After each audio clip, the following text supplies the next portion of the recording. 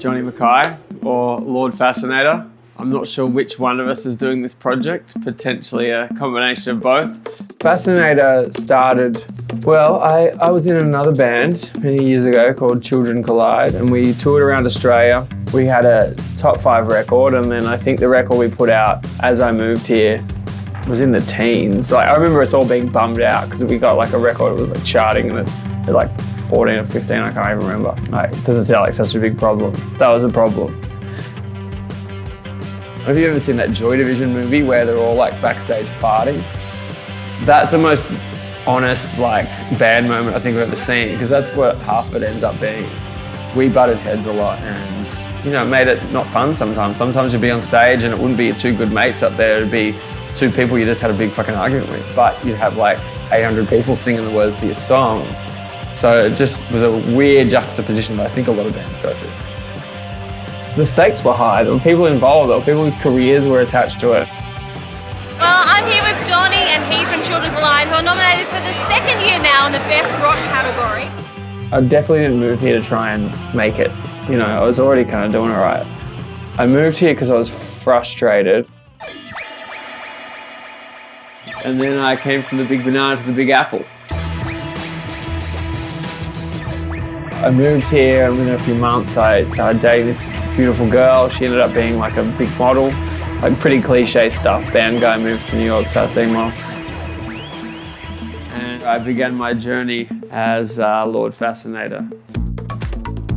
It was a reaction, I think, to my old band, which was, while extremely fun, it was very controlled.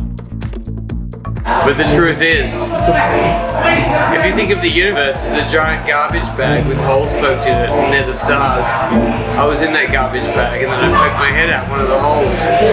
I had to try and create an art project that could somehow encapsulate what I'd seen outside of the garbage bag, and that project was Fascinator.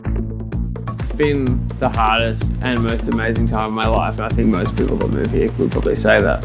But I really went rock bottom in about 2014-15. I'd been just getting paid to play music for years. I was kind of riding high when I moved here, and gradually everything sort of fell apart. Gradually I completely ran out of money. Gradually that relationship ended, the band ended, like everything sort of came together at once in the middle of 2014, and all of a sudden I looked around and I was actually homeless and I had no money and I was completely heartbroken and destroyed. I don't know whether she timed that on purpose, but it was the perfect time to like basically break me. And I spent 6 months or more like sleeping on couches and bouncing around, and gradually sort of built myself up again, partly through DJing, which I traditionally have a disdain for, and now that's kind of my source of income.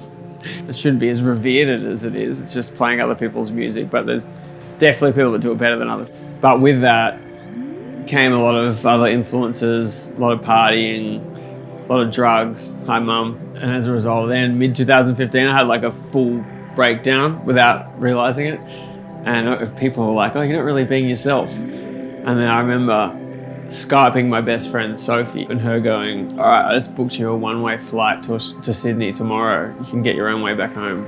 It's like the next day I was on a flight back to Australia and kind of got there and realised I was sort of losing it a bit. And it was not long after that my now manager Jodie came along and said, I want to help you, and she's been amazing. And having these friends that kind of came to my rescue and let me stay in their spare room or on their couch when I had no money, nowhere to live, those kind of things like click you around a couple of notches to discover who you really are and what you want to do with your life and what's important. And I guess I realised that it was more important to me to be excited creatively and feel free than to feel secure. I came back from that and really started working hard on just doing shit I loved and being happy, but trying to survive at the same time.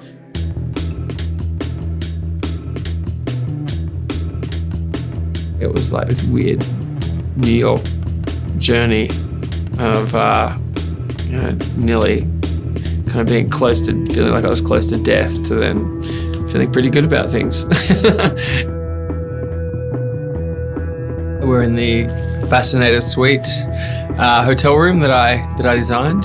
Every room in this hotel, so 60-something rooms, I believe, is done by different artists.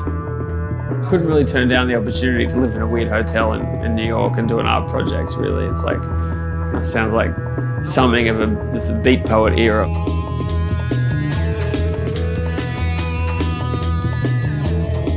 It's very blue, as you can see, and that's because the process I went through to work out what I wanted to do with this room was to use psychotherapy with a therapist to visualize my subconscious. I'd kind of lie on a couch and my therapist would take me on these kind of journeys in myself to the death of a person or me moving from one place to another where part of myself had died, or breakup, like there'd be some kind of death in my psyche, and then I'd kind of be adrift, so it'd be kind of between two lands, and often we'd end up in the ocean.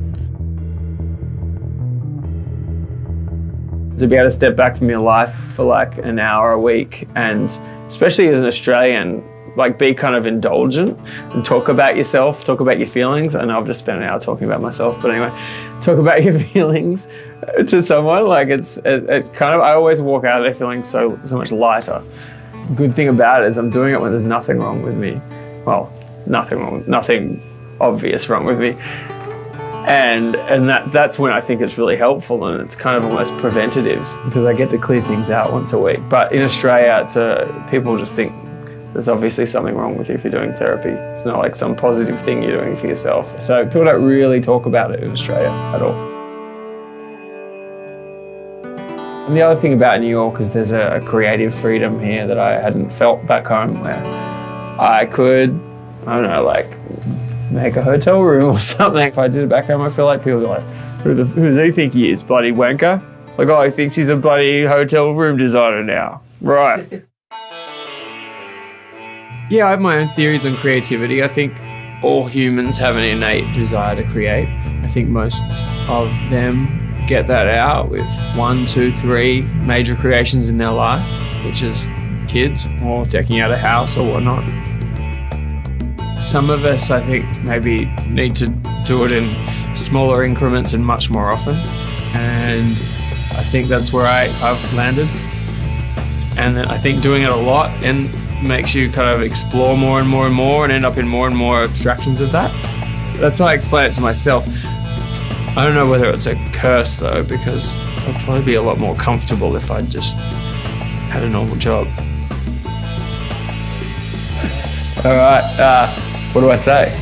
You've been listening to me talk shit about my life. Johnny Mackay.